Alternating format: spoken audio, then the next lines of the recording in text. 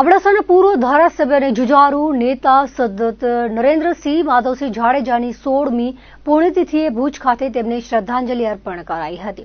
Hospital road સ્થિત KDCC bank પાસે આવેલ તેમની પ્રતિમાને હારારોપણ કરી શ્રદ્ધાસુમન અર્પણ કરાયા હતા। પુત્ર જયદીપસિંહ જાડેજા તેમજ કેડીસીસી બેંકના ચેરમેન દેવરાજ ગઢવીએ સ્વર્ગસ્થ નરેન્દ્રસિંહ જાડેજાએ કચ્છ માટે કરેલ કાર્યોને યાદ કર્યા હતા।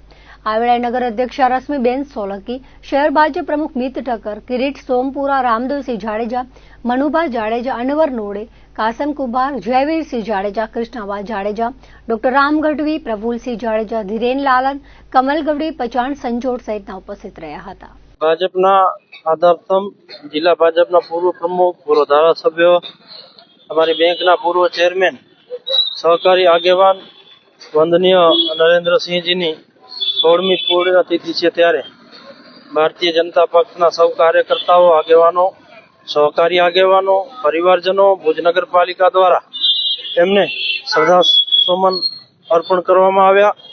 આજે મા ભગવતીને પ્રાર્થના કરીએ કે મા દેવગંતના આત્માને શાંતિ આપી અને એમના કરેલા કાર્યો સૌ કાર્યકર્તાઓ યાદ કરે અને અધૂરા કાર્યો પણ પૂરા કરવાની મા જગદંબા જેને કહીએ કે શક્તિ આપે।